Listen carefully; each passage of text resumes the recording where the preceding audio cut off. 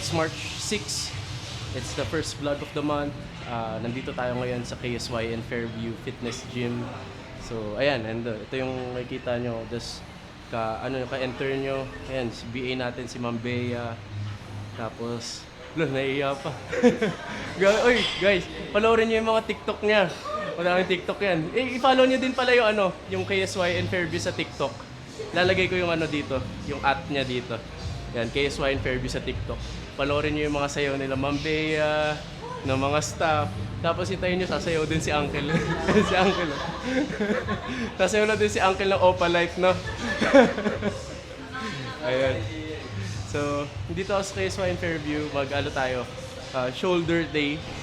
Gawin natin tong vlog na to as a different vlog na kasi medyo magpa-start na din ako mag-prep.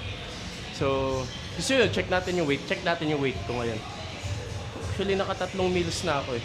So, check natin yung weight ko. Pero of course, siguro minus 1 kilo kasi nakadamit ako. Ayun, Savage Socks. Savage Socks pa. Pero sold out na to.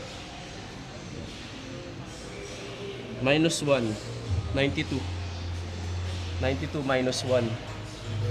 92 kilos. 91.1. So, ayun, medyo nasa great shape tayo. Di ko alam kung yung 91, siguro night weight ko yun. Tapos yung 90, morning weight ko.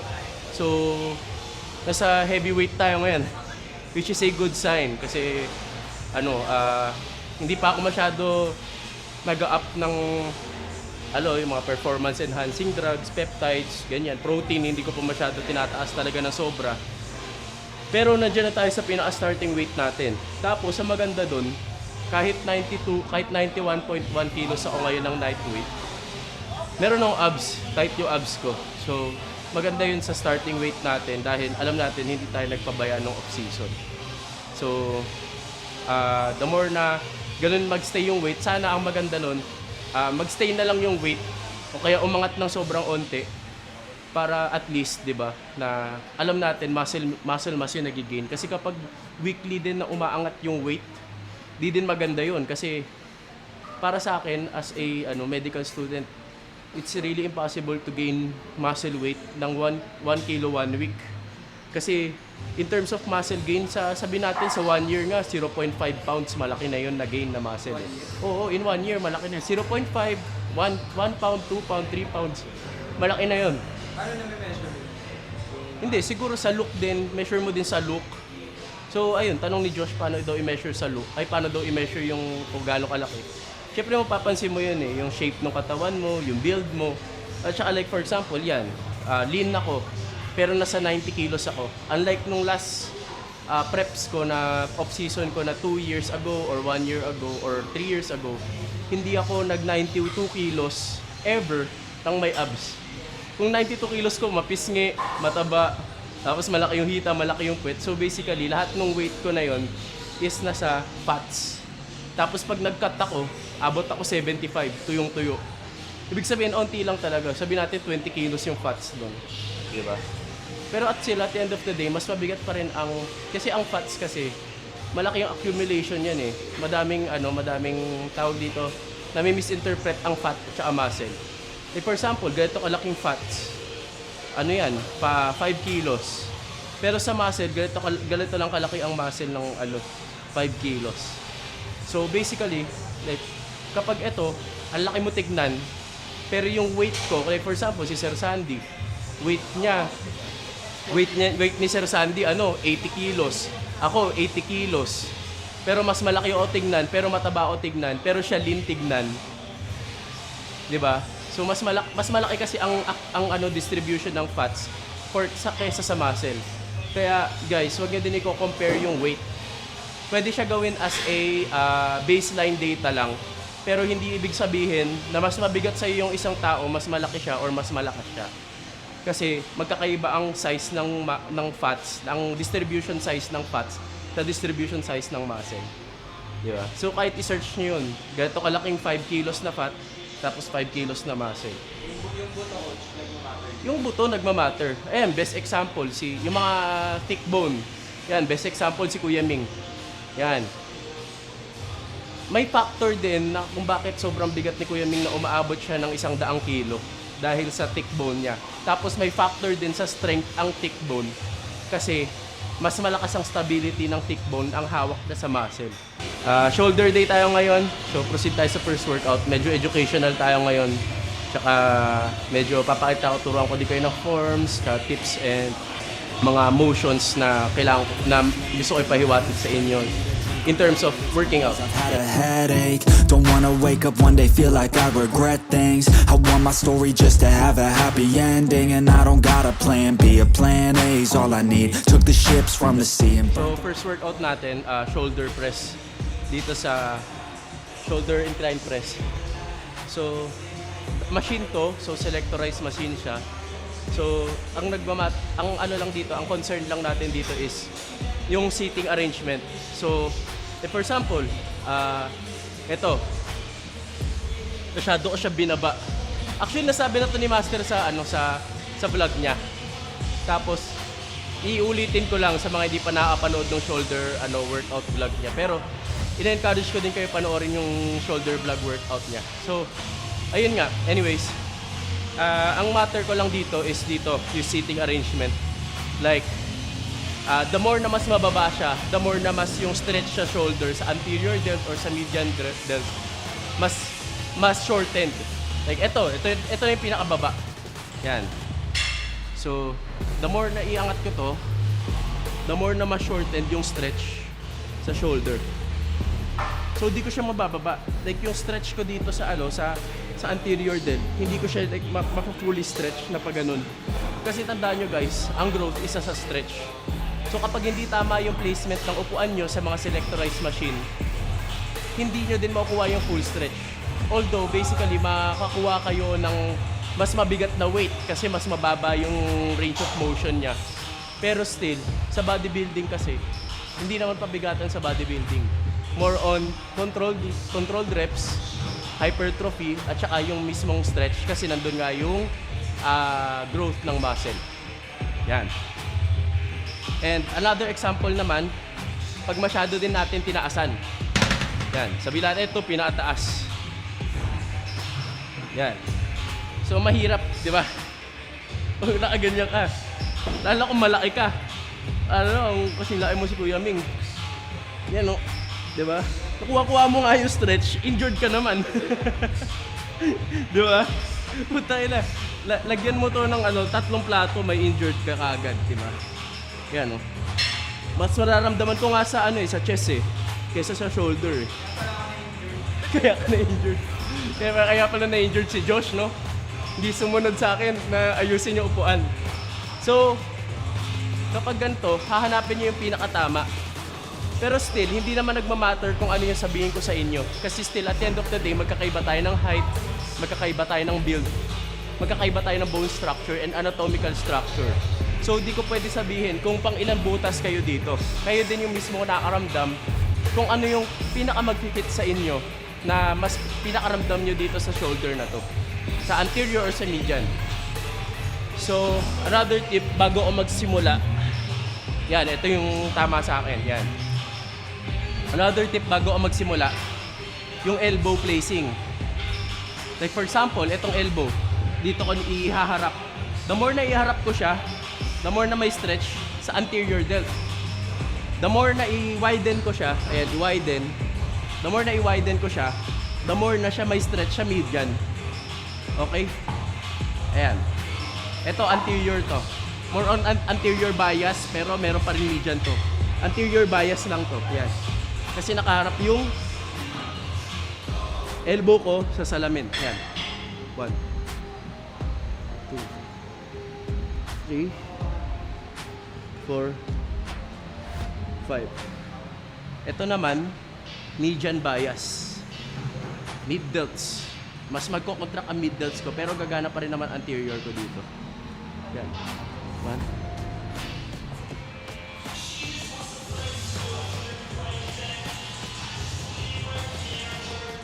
Yan. So yun lang naman yung tips ko dito sa shoulder press. Yung elbow placing, yung seat placing, tsaka yung kung anong best target nyo. So, kailangan nyo alamin kung saan kayo naglalak or kung anong target nyo nung araw na yon. Front delt ba? Median delt bias ba? Or real delt bias ba? Pero kasi yung para sa rear delt na press, first, yung backhead, nakaka-injured yun eh. Lalo na kung hindi ka mobilize na tao, di ba? So kung hindi ka, alam mo sa sarili mo na hindi ka flexible na tao, wag mo na lang din i-try, di ba?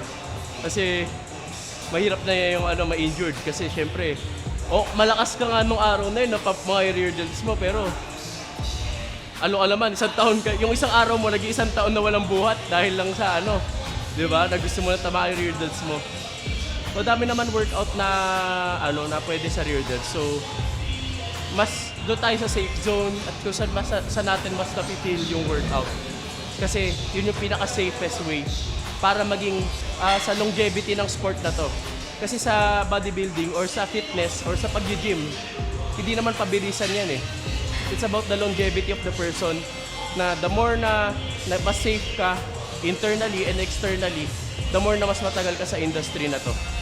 Like for example yan, sa paggamit ng performance enhancing drugs, the more na i-abuse mo sarili mo dyan, or the more na i-expose mo sarili mo sa mga harsh na gamot, the more na give up si liver, kidney, and heart mo. So the more na mas maigsi ka sa industry ng bodybuilding, and of course, iigsi din yung buhay mo. Diba? Unless i-maximize mo yung potential mo or yung longevity mo na by sabihin natin at 40 years old ka pa or 45 years old ka pa makakapag-retire dahil na-enjoy mo yung stage kasi nasa safe zone ka. Diba? Like for example yan, sa isang mali mo lang din sa mga ganyan, sa deadlift, sa shoulder press, pag pumitik si rotator ka, madaming taon na mawawala sa'yo. Kaya di ka na din makasagad sa workout, diba? So mahirap yung ganun. Bodybuilding is all about longevity. Kaya ako tinuturo yung mga proper form, proper execution, at saka proper workouts na para sa mga clients ko and sa mga viewers ko. Kasi syempre, gusto ko i-prioritize nyo yung safety nyo and yung health nyo and longevity dito sa karangalan ng fitness. Okay, game. Set na tayo. Lock in tayo. Pa-start na ang prep. Kailangan na natin tibayan tutak. Game. Chase while they running, call the plays that are coming, turn a profit out of nothing, like a prophet up and 4 coming. plates. Pero hindi pa to top set. 4 plates. Alam niyo ba guys, dati 3 plates pa lang hirap na ako dito. Mga 1.5 year ago. So, ngayon na nire-reps ko na yung 4 plates talaga. Dahil na-expose ako sa training namin ni Kuya Mado nung nag-prep siya ng 2 beses at nag-prep ako nung KG Classic for 2024. Ngayon, binibasic ko na tong 4 plates. Ang gist ng lesson doon, huwag kayo matatakot magbuhat ng mabigat hanggat yung form nyo is proper. So, the more you expose yourself to a workout na heavy or hindi familiar yung katawan nyo, the more na mas basic siya. So for example, ako hirap na hirap ako sa 3 plates dati.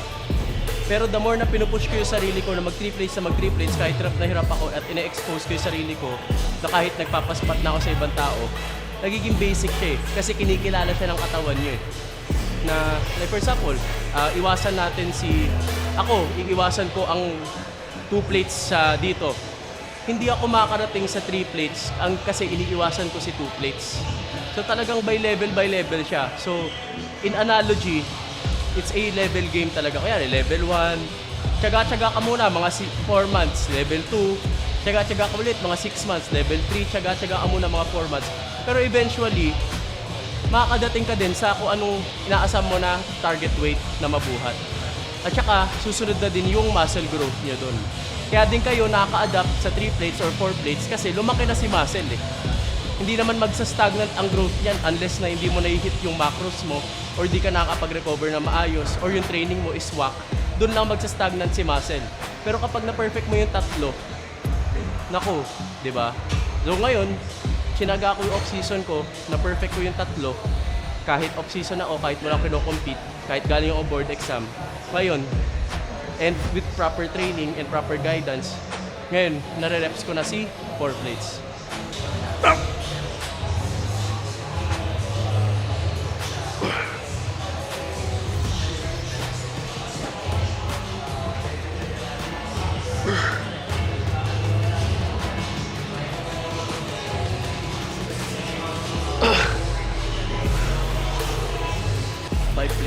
gagamit na ulit to. Siyempre, safety. Mabigat na to eh. Safety lang. Drop set to drop set. Pre, pa-drop ako. Pa-drop ako. Oo. Si ano pala, Thomas no? Thomas. Yan, si Thomas. Magbo-board exam ka. Ano kaya, lower batch ko siya 1 year. Pero senior niya ako. Tapos magbo-board exam ka August, di ba? August. Ayun. So, pagbabalikan to ni Thomas sa August, pasado na siya. Di ba? Walang araw Oo. RN din. May RN na rin sa pangalan. Ano? Balang araw may RN na rin sa dulo ng pangalan ko. I-claim niya yun. Sabihin mo yung pangalan mo, tapos lagyan mo ng RN sa dulo. Sabihin mo. I-claim na natin yun. Ervien Thomas Estoque, RN. Yan ang gusto ko. Kasi, sabi nga nila, yung vision mo, pag inalign mo sa, yung vision mo is na-align mo, tas talagang pinagkatiwala mo na yun yung magiging ikaw, by the time na sabi natin August, magiging reality yun. Basta syempre, tsatsagain mo din. Hindi naman ibibigay ni God yun na ano eh, na walang tiyaga eh, di ba? Syempre, mas masarap pa rin sa feeling na alam mo pinaghirapan mo kasi talagang deserve mo ba yung pangalan na isang registered nurse. Malaking karangalan ng isang registered nurse, guys. Dito sa Pilipinas, sinasabi lang nila, ay, nurse ka lang, ganyan-ganyan. Pero, para sa akin kasi, yung mga nurse, sila yung humaharap talaga sa pasyente. Sila yung pagod. Hindi naman sa pagano sa mga doktor, pero accountable kasi tayo 24 hours eh, di ba? Alam ni Thomas yan, nagjo-duty siya. So kami yung humaharap mostly sa pasyente, kami yung mostly nakakarinig ng mga angal nila, mga galit nila, di ba? Kapag late yung billing, mga ganyan, gagalit sila sa nurse, kahit wala namang kinalaman yung nurse. Pero kahit ganun yung feeling na ginaganon tayo dito, talagang minahal natin to trabaho na to eh. So basically, ililive up natin yung kung ano yung pinagdasal natin na registered nurse na pangalan. And ayun, by the time na panoorin to ni Thomas, RN na siya. Babalikan niya to sa August 2026. In April, May, June, July, August. In 5 months, RN na yan, boy. I'm doing things a bit manic, but I can handle it. Juggle this, juggle that, struggle here, lose some cash, win and lose, make it back. You can choose your own path, nothing good comes fast, nothing fast ever lasts. So I'll be patient but attack every day like it's my last. Push the pedal to the gas, burn the fuel that I have, start a fire, light a match. I ain't never looking back. So plant hard in your feet, there's no retreat. Burn the boats on the shore till they're buried underneath. There ain't no going back. Forget the past, out of desperation are the people born who can last. There's no retreat, don't believe you got it in you, you can do anything that you think that you need. Don't be scared, go succeed. The only people who compete are the ones who don't retreat.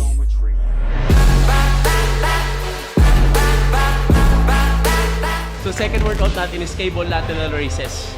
So dito, nag-heavy ako, pero minsan lang kasi medyo baguhan pa sa akin yung workout na to eh.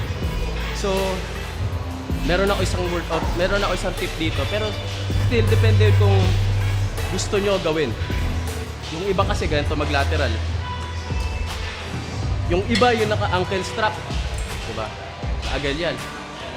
So wala naman kaso doon. Tama naman lahat ng science base at saka lahat ng approach.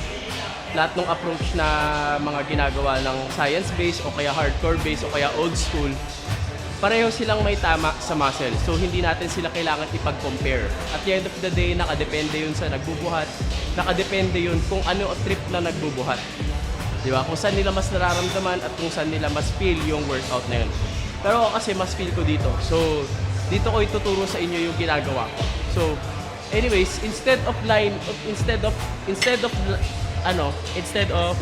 sobrang baba nito, i-up ko to sa level ng shoulder ko.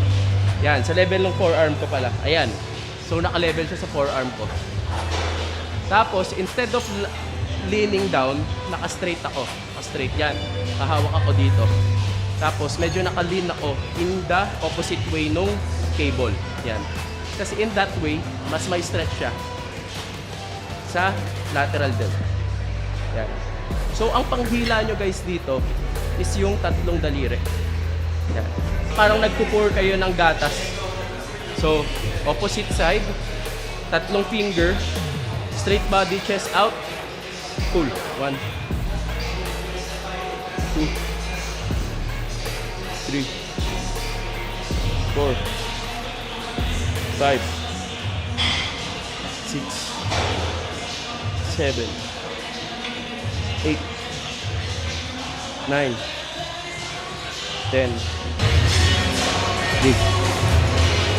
4, 5, 6. Ayan guys, so nakabenta na naman tayo ng isang perasong sando. Siyempre, ito yung...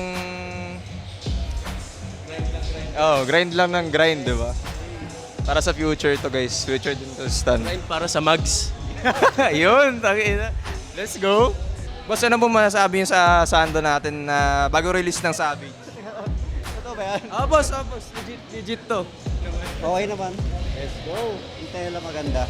Maganda din tela, sabi ni sir. Totoo naman talaga. Kaya bumili na kayo. Nandito yung link guys. Dito yung link. Burn the fuel that I have, start a fire, light a match. I ain't never looking back.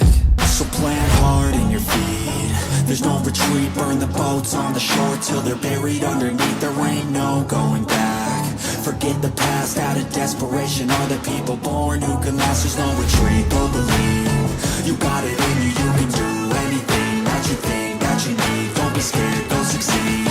The only people who compete are the ones who don't retreat. Pag nahihirapan na yung lateral delts nyo, normal na hahatak yung traps. Nagaganon siya, gaganyan, para mapadali yung movement.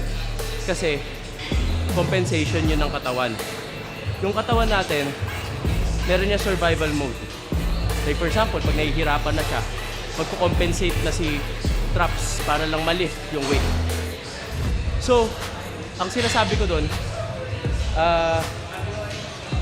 okay lang lower yung weight basta napitin nyo yung muscle. Basta hindi nagko-compensate yung traps, basta hindi siya umaangat, okay lang din yun. Pero still, at the end of the day, mas gusto natin yung nahihirapan pa rin yung muscle. So as much as possible, sasagarin natin yung sarili natin sa kung ano yung weight na max na kaya natin buhatin while maintaining no compensation and proper weight ng katawan. So, kagaya ko kanina, dun sa third set kung nakita nyo, 4 na butas. Ano ba yung 4 na butas? 35. So, 35 na ako dun sa third set. Pero nag-back off ako ng 26. Kasi, dun sa 35, dahil ganun yung form ko, yung tinuro ko kanina, nahihirapan na ako i-execute na maayos yung form ko. Matak na ako sa traps. So, hindi na siya naging lateral delts. Malaking lateral raises. Hindi ko na masyado na-hit yung lateral raise, yung lateral delts. So, binaba ko muna yung weight, tapos laban ulit. And in that way, na dinikrease ko yung weight, mas naramdaman ko na sa lateral delt instead of sa compensation muscle, the trapezius. Yun. Tip number 3 para sa cable lateral raises.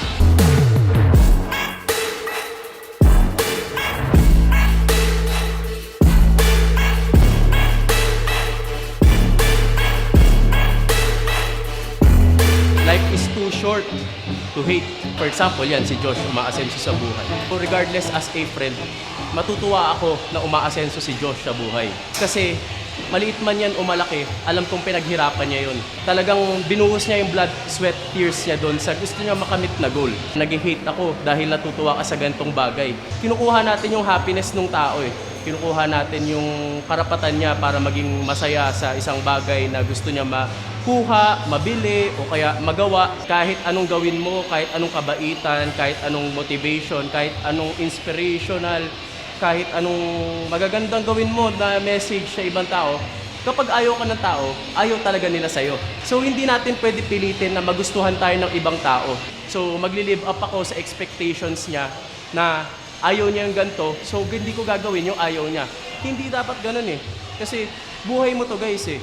I was a bully when I was in high school, okay? And by the time na na-expose ako sa mga taong mas mature sa akin, yan, kila Miggy, kila Ken, kila Mado, kila Ming, sa mga na-meet ko sa industry ng bodybuilding or kahit hindi sa industry ng bodybuilding, pati sa college, sila ay mas better sa akin. Tinitignan ko sila at tinitingala ko sila. Nilulook forward ko sila. Nung bully ako last time, dati, the more na na-expose ako sa mas may mindset sa akin, mas may maayos na mentality sa akin, nawala sa akin yun. Naging maayos ako tumungo sa ibang tao. May nakita akong nagkakasuccess sa buhay or nagkakaroon ng achievement. Natutuwa ako kasi na-expose ako sa mga tao na hindi ganun mag-isip. Diba? At na-expose ako sa tamang proseso na pinaghirapan ko yung isang bagay para makamit to. Ngayon, nire-respect ko na yung ibang tao na naakamit ng ganitong bagay. Dahil alam ko yung paghihirap na pinagdadaanan nila. Kung may chance kayong magbago guys, gawin nyo yun. Self-reflection, ako din kailangan ko na self-reflection. Mayroon din akong mga maling nagawa from my past and from my present, which is I reflected. And I grabbed the opportunity. Nagtanong ako sa ibang tao, ano ba tamang gawin sa ganito, ganyan, to make myself feel better. And of course, nag-pray ako. Anyways, this is anti-bully segment ng vlog na to. And disclaimer again, I was a bully once and learned it the hard way. Kung meron man akong gusto gawin sa buhay ko nung high school ako, magsusorry ako sa lahat ng nabully ko. Kasi hindi masarap sa feeling ang nabubully. Okay na yung naaapi kaysa yung ikaw yung nang-aapi.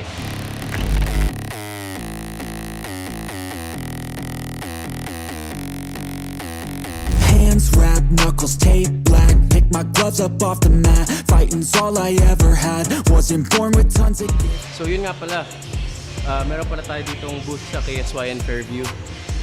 Dito sa Savage, Manila. Ayan. Meron din yan yun nga walang nagbebenta. May upuan pero walang nagbebenta ma'am no. May multo. May multo dito. Dito yan, Outwork yesterday yan, Savage Manila. So follow nyo din kami sa page namin yan. Meron din kami sa Facebook, Savage Manila. Meron din kami sa Instagram, Savage Manila. Yan.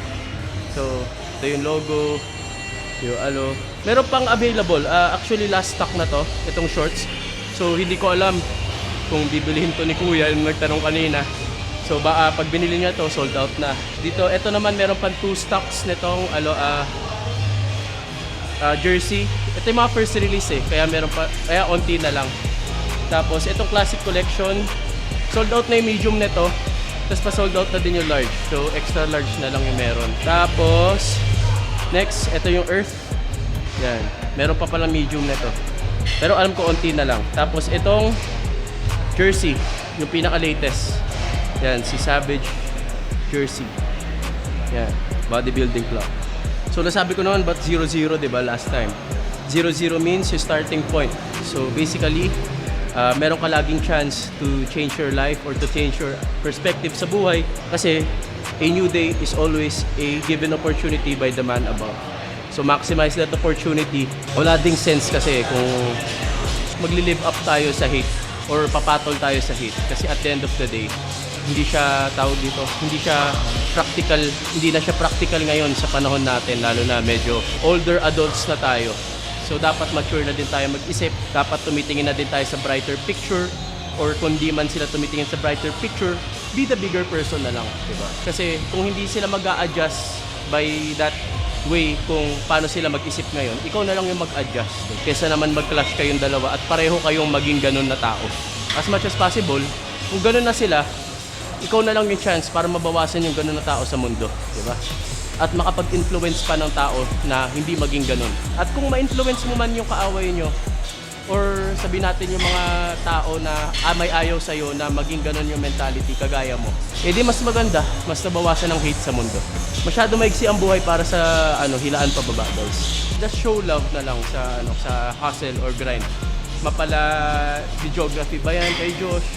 Mapala bodybuilding man yan, mapala clothing man yan, mapala gym man yan. At the end of the day, love will win, di ba? At the end of the day, yung support yung mananalo, hindi yung hate. Kasi you know what's bigger than hate? Is yung support. Kasi dun lumalago ang industry. Kasi hindi naman mabobuo lahat itong mga to kung wala ang support ng isang tao. Kaya tandaan nyo, ito pa, isa pa to. Hanggat may naniniwala sa inyong isang tao, wag na wag kayo titigil. At yung isang naniniwala na yun ay dapat ikaw. Di ba? Wala man maniniwala sa'yo ibang tao, ayaw ka man lahat ng tao. Pero hanggat may isang naniniwala sa'yo, kay Stanley Bernardino o kaya kay Josh De Paz, tuloy ang buhay. At yung isa na yun, dapat ikaw yun. Kasi kapag hindi na naniwala sa'yo yung isang bagay, yung isang tao na yun, dun ka babagsak. Till I'm dead and buried deep within a cemetery. I will fight, never weary, I wanna be legendary. Till I'm dead and buried deep within a cemetery. I will fight, never weary, I wanna be legendary.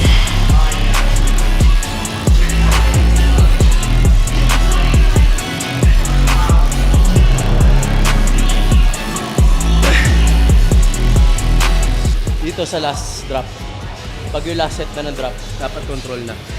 More on contraction na lang habol nyo dito. Tsaka pump.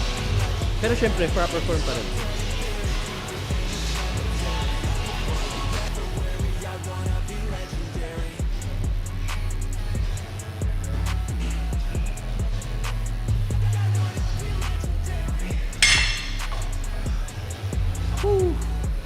Di na ako naggubad. Di, wag na. Lamig. Nilalamig ako. Di ko alam kung magkakasakit ako. Pero okay lang na abot. Nga pala, may tattoo ako. May bago akong tattoo. Di ba? Luma na to.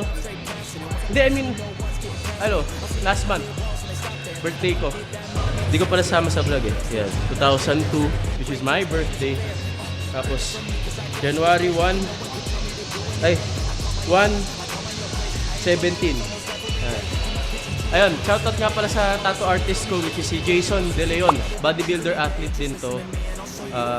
Kung gusto nyo magpabook sa kanya ng tattoo session, dito siya located siya sa Block 20, Lot 6, Bristol, St. Lagro, Quezon City.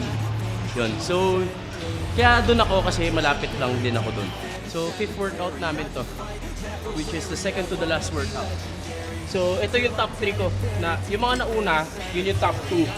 Tapos ngayon, ito yung top 3 ko. Kasi dito ko pinaka nararamdaman yung shoulder. And of course, nagtatalo si dumbbell fly, reverse fly, tsaka to, si cable fly. Si cable reverse fly naman. Pero kasi dito, mas na-control ko siya. May mga days kasi na masakit yung likod ko na hindi ko kaya magbuhat ng dumbbell ng rear delt fly. Ngayon, kapag masakit yung likod ko or hindi ko feel na 100% ako nung araw na to, mas ina-alternative ko to. Pero top 3 ko na din to. So, ang tip ko dito, yan. So, dapat naka-face level. Yan, mag-X to mag-X. Yan, X. Tapos face level. Tapos, you will not pull with your arms. You will not pull with your forearms. You will pull with your elbow. So, iisipin nyo yung elbow nyo, yung kamay nyo. Yan. Wala dapat tension sa forearm. Wala dapat tension sa fingers. Dapat ang tension ay nasa rear delts. Which is, kapag kinonect nyo yung rear delts nyo, kapag minuscle mind connection nyo, na isipin nyo, ang kamay nyo is yung, yung elbow nyo, mas mapipil nyo ang contraction and flexing ng rear delts. Yan. 1, 2. Ang ginagawa ko dito hanggang maging masakit siya. Kaya rin, nangawit na siya. Doon lang ako magka-count. Ayan, nangawit na siya. Nakailang reps na ako, di ba? Pero ngayon lang nangawit. So doon lang ako magka-count. Yan, 1, 2, 3, 4, 5, 6, 7. So ganun. Yun yung ginagawa ko sa rear delts. Hanggang mangawit siya, doon lang ako nagka-count. Guys, nagtatanong siya sa akin, magbabawas ba daw kami ng tubig ng 22 weeks out? Balyo ba to? Hindi, yan, si Red, 19 years old, syempre estudyante. Alam natin kung gaano kahirap ang nag-prep ng estudyante. Syempre may pinagsasabay, may iniisip na homework, may iniisip na finance. So, sabi ko sa kanya, blessed siya. Kasi ako, nung time ko na student ako, nagtatabi ako ng 50 pesos para lang makapag-daily. Tapos, yung chicken ko, hindi ko alam, hindi ko bilang. Kumbaga bibili ako sa palengke, mura pa kasi yung manok noon noong 2019 or 2020. Bibili ako sa palengke sa baba ng gym, hindi ko alam kung, sasabihin ko lang, ate, 100 po, manok, chicken breast. Kasi alam ko, yung chicken breast is protein, di ba? So, still, walang nag-guide sa akin kasi wala akong pera. Wala akong budget para sa supplement. Wala akong budget para sa gym. Hindi ako member, nagde-daily lang ako. So, valid, ang gastos ko sa gym, 100 daily. Eh, ang baon ko, 200. So, 50% ng baon ko sa school, napupunta sa daily ng gym. So, regardless, kumain ako o hindi, basta makapag-gym ako at napunta ko sa isip ko na nakapagbuhat ako, masarap na sa feeling ko. So, ang sinasabi ko ngayon kay Red, na si Red kasi is athlete, tawag dito, sponsored siya ng KSY and Fairview for his prep sa KG Classic. Sabi ko, sobrang blessed mo, Red. Kasi ang dami mong matitipid, na-expose ka sa mga tamang tao, yung network mo maganda. Tsaka yung, of course, yung community dito sa KSYN and yung mga machines din, mamamaximize niya. Diba? And of course, supportado din siya ng parents niya, diba? Kasi ako nung time na yon, so although supported naman din ako ng parents ko, pero kasi wala din kami budget nun eh. Para magkaroon ng isang bodybuilder athlete full time sa ano. Oo. Priority lang, grade 9 pa lang ako nun, so matagal pa. Ang mindset ni mami nun is aral talaga, pag-aaral, di ba? So talaga sabi ko kay Red, blessed siya dahil sinusuportahan siya ng dad niya, sinusuportahan siya ng owner dito sa KSY, and sinusuportahan ko din naman siya, di ba? Kaya sabi ko sa kanya, gawin niyo yung best niya sa prep na to kasi karangalan, hindi lang sarili niya yung dala niya dito, kung hindi yung mga sumuporta sa kanya, which is yung number 1, yung parents niya, and number 2, yung gym din, syempre. So sabi ko, kung may papasalamatan siya, hindi ako yun.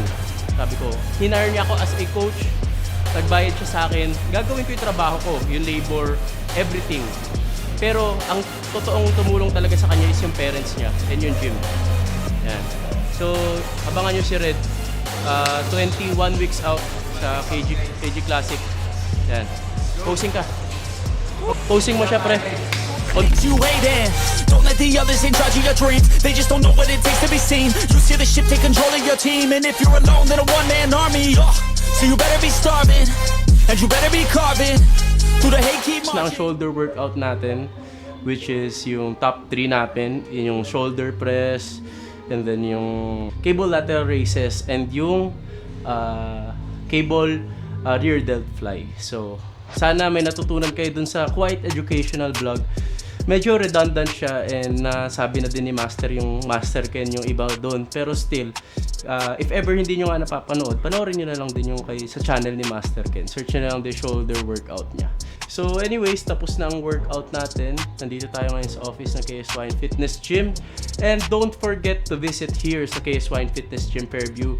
Camaro Street, along Camaro Street, Pontiac Street siya. Sa intersection siya, Bensu Building. So if ever gusto nyo mag-visit dito sa KSY and Fairview, you could message yung page namin, which is the KSY and Fairview Fitness Gym, for inquiries sa membership, sa daily pass, at saka sa mga promos din. So, alam ko magkaaroon tayo ng promo ngayon. So, hintayin nyo lang din yung promo. So, if ever gusto nyo din mag-bot dito, edi just visit us. Ayan. So, meron din ditong rates ng members, which is, I think, 350 ata ang non-member, tapos 250 ang member for daily. And then, dun sa membership prices and sa monthlies, message nyo na lang din si KSY and Fairview Fitness Gym tawag dito, sa page nila. Ayun, and follow nyo din kami sa TikTok, KSY and Fairview. Meron na din kaming TikTok. And of course, Instagram din, meron din KSY and Fitness Gym Fairview Branch. Yun, so sana may natutunan kayo dito sa vlog namin. This is our first vlog of the month. Pang ilang vlog natin? Pang 4 na vlog na natin to. So, sana tuloy-tuloy kayo sumuporta sa akin and tumataas na ulit yung subscribers and yung algorithm, which is nakakatuwa sa side namin ni Josh kasi nabubuhay na ulit namin yung channel. Sana hindi kayo magsawa manood and sana mas dumami pa tayong supporters ulit na bumalik kasi kakabalik ko lang din sa pagbablog ulit. And just like I promised, magiging consistent na ako. Naging consistent naman kami ni Josh at least 2 times a month, once a month, 'di ba? At least meron pa rin update sa buhay. Regarding dun sa sinabi ko kanina, tandaan niyo guys, life is too short to hate. And kung meron kayong gusto, kung meron kayong kung meron kayong na experience na mga ganun na kagaya ko na experience ngayon, sana pag-pray na lang natin sila or ihikayat natin sila magbago instead of being someone na papatol sa kanila. Ayun, i-encourage na natin sila magbago or at least intindihin na lang natin, di ba? Kasi yun yung best na magagawa natin. So, tandaan nyo guys, kahit may mga ganun na moments tayo sa buhay, kahit may mga haters tayo sa buhay, okay lang yun. Kasi hanggat may naniniwala sa inyo, di ba, sabi ko kanina, hanggat may isang naniniwala sa inyo, which is yung sarili nyo, tuloy ang buhay. So, this is our 4th vlog, and I hope you enjoyed it.